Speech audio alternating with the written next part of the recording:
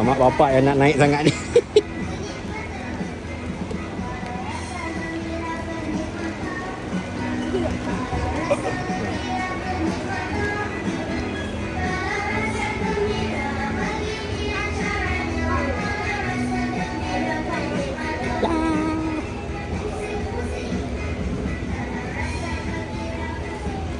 Pusing.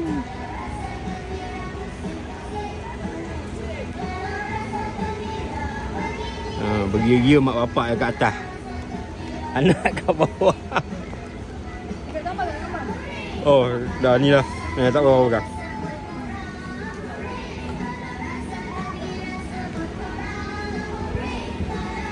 Kamera, beginilah caranya. Kabur kak.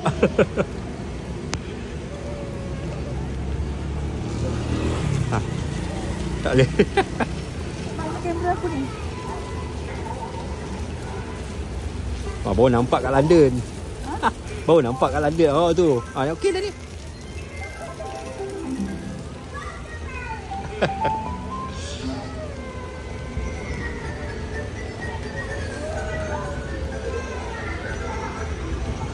Dekat-dekat sikit. Lemak basah. Pasal lah. Ni alisan ni.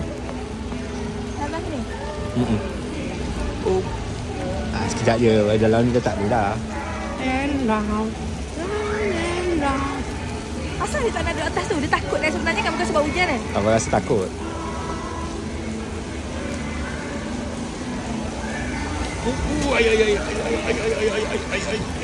Oh.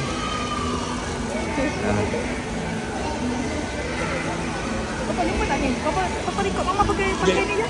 Ya. Air nak kena pegang. Mama pegang. Dia kena tekan je. Oh ni instan. Tekan je. Dia ikut.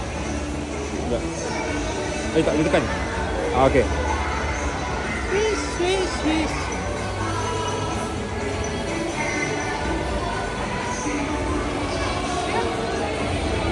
Dah. Kenapa ada lampu? Lampu apa?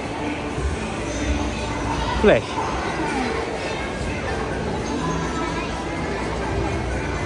Ya. Nanti lah.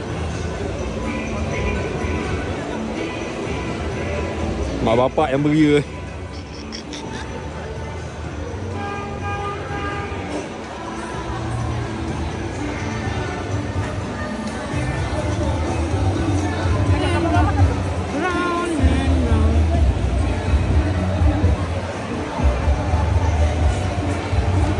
Okay, 1, 2, 3.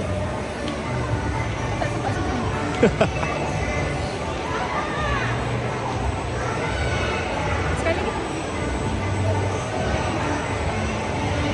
Okay, 1, 2, 3.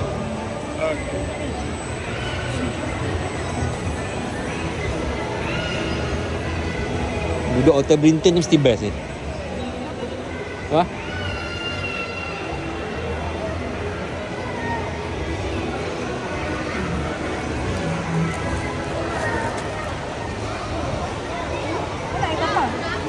Dah tak tahu dah. Rasa tu mama punya tu. Betul? Bukan? Ni mama punya.